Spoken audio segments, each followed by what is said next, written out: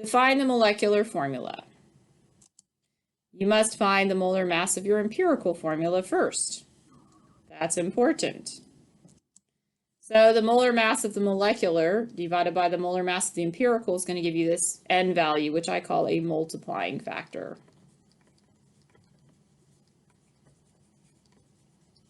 Then we end up taking our molecular or our empirical formula, we multiply the subscripts by the multiplying factor to get your molecular formula.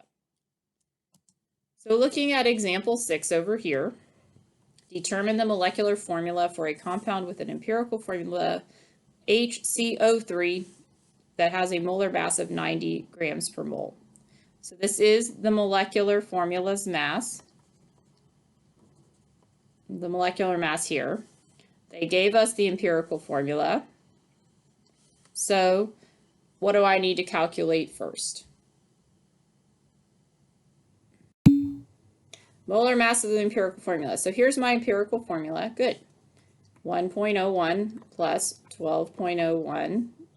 Here's hydrogen, here's carbon, and oxygen is 32 because there are 2 of them, so that's the oxygen.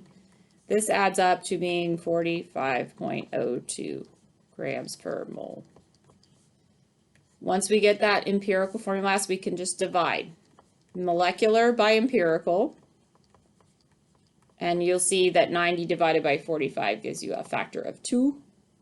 So then all I have to do to complete this is multiply the subscripts by the 2 here. So we end up getting H2C2O4. So just a fun side note, does anybody remember what C2O4 is? It's one of those polyatomic ions. Anyone? Anybody have good memorization on those polyatomic ions? And no, it's not carbonate, but that's a good shot. Carbonate is close. Carbonate's also a -2 one. Good try. This one's kind of more rare. It's called oxalate. Not that they're going to actually, that's oxalate, by the way. This is oxalic acid because it has the H's in front, so it's an acid. But yeah, that's just a fun little side note review from last year. They will never ask you to name. I don't think they'll ask you to name anything. You just have to be able to figure out that, oh, there's 2 H's here. This is a -2. We'll get to the formula writing later for those ionic compounds. Now, composition of mixtures. Composition of mixtures, we're looking at mixtures in terms of their impurities. You need to be able to analyze the purity of compounds quantitatively, looking at some data that's given to you. So we're going to look at what mixtures are. Mixtures are, 2 or more pure substances that are mixed together. You have homogeneous versus heterogeneous, and homogeneous ones or solutions are uniform. The solute particles are small. You can't tell what's what in there. So over there, the nice little picture, this would be solutions. We don't know. Obviously, it's got some kind of food coloring or chemical compound in there with the water. Hetero, they're not uniform. And they say the composition varies from one region to another with at least 2 phases. 2 phases separate from each other with clearly identifiable properties. So I have an example of one like that. Granite here. As you can see, you have the black specks, the gray specks, the white specks. So these are different minerals within there. We see these identifiable, like completely different material in the granite. Now, that's just a little bit of review. Don't really, need to be able to identify homogeneous versus hetero at this point in the game. But this is the type of impurity question they're going to ask. A mass percent of carbon in pure glucose is 40%. Chemist analyzes the impure sample of the glucose and determines the mass of carbon is 38.2%. Which of the following impurities could account for the low mass percent of carbon in the sample? So take a moment to think about that. Look at your choices, and we'll come back in just a second. Okay, looking at our choices here, which one is most likely to lower the mass percent of carbon? Any ideas? Ribose. Let's look at B here. Okay. This is C5H10O5. So that is sort of like a 1 to 2 to 1 if you're talking about carbon, hydrogen, oxygen in terms of the numbers in there. And if you look at glucose up here, we have a 1 to 2 to 1 ratio as well. Ah, yeah. So looking at that, is this really going to, even if there's a little bit mixed in, is it going to lower your percent amount of the carbon in there? No, not really. And so fructose is probably out because it's exactly the same as glucose. Yeah, water doesn't have any carbon in it. That's what you were supposed to, see there, that water doesn't have any carbon. So a little bit of water would reduce the mass percent of the carbon. This is a 1 to 2 to 1. Like I said, fructose is the same as glucose. Their atoms are just arranged differently. That's why it's called an isomer. Sucrose, though, isn't exactly 1 to 2 to 1. It's approximate, though, because this would be like 24 and this would be 12. It's close. So it's approximately the same ratio. It would probably slightly lower the percent of carbon. Well, no, the carbon content is still higher because it's 12. So if anything, that one might boost it up just slightly, a little slightly higher than the other two elements. So that would be just a little bit greater than that 40%. But it's very close to the same ratio as the original glucose. The only one that would lower it would be one that doesn't have carbon in it and doesn't have the similar ratio of atoms in there. So water, yes, would be the correct answer. So that's a typical multiple choice question for the impurities with the mixtures.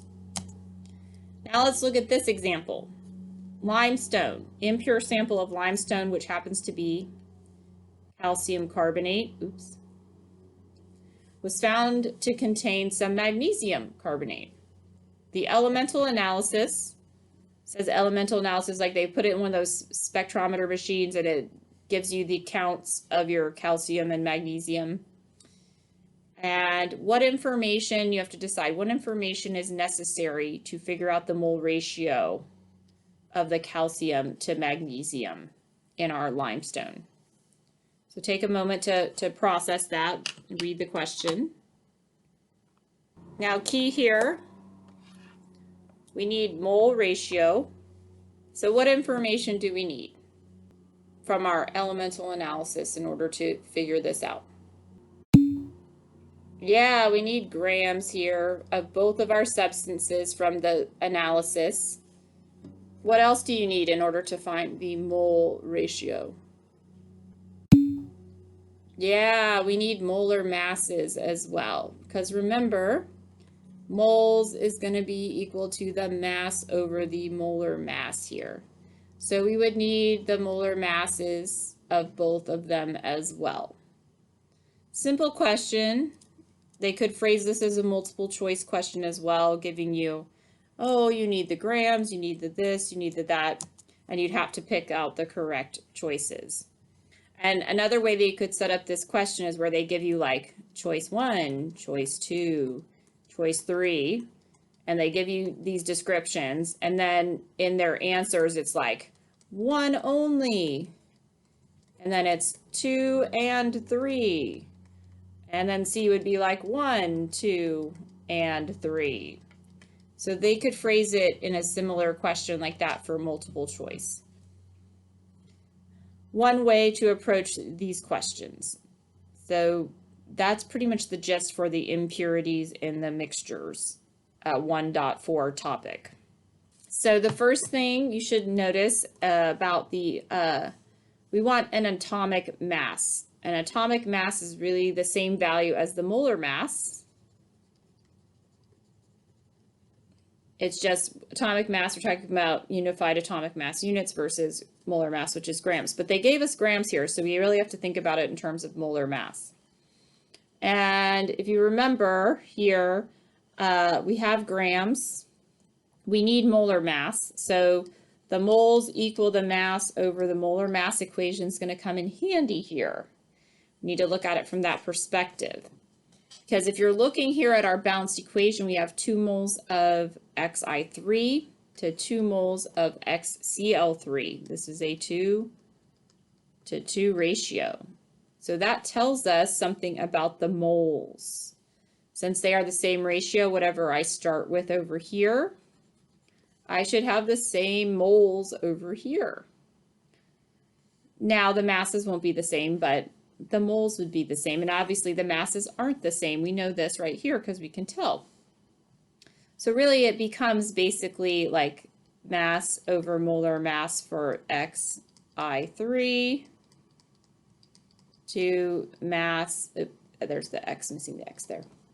Mass of XCl3 over, that's supposed to be a smaller m, but whatever. So we're going to erase that. There we go. Mass of XCl3 over molar mass of XCl3 here. So now we can set them equal to each other because we know the moles are equal. Well, I know the mass of Xi3, that's 0.5000 grams. The molar mass is a little bit more tricky. I don't know the molar mass of X, but I can find the molar mass of I3. And if you look at your periodic table, iodine is 126.9. Multiply that by 3, that means this value is 380.7. Now we go over here to the other side. We know the mass of our XCl3. We still don't know the molar mass of our X element, but we do know the molar mass of Cl3. That's 35.45 times 3. So this is 106.35. Now it just becomes an algebra game for finding mx, molar mass of X. So I would cross them up, cross multiply.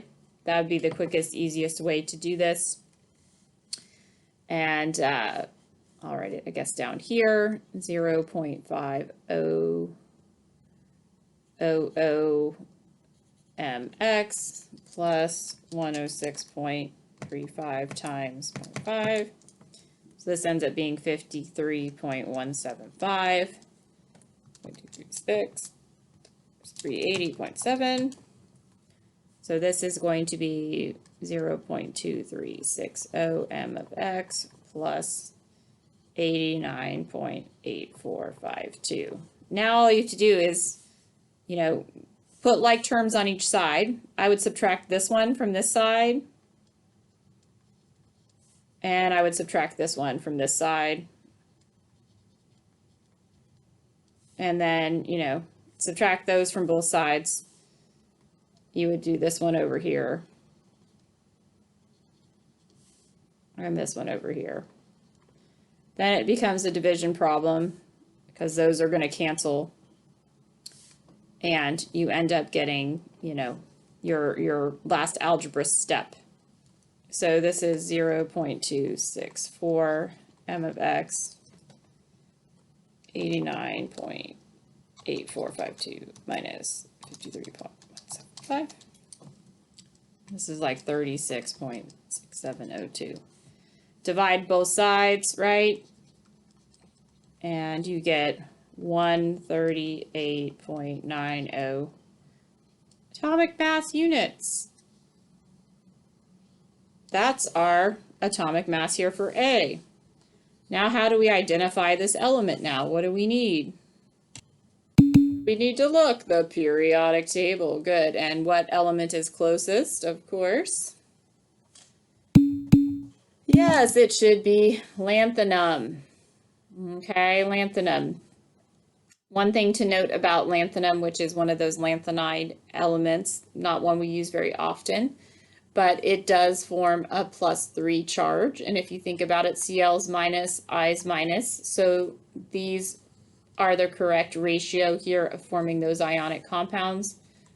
LaI3 LaCl3. Just a side note for fun.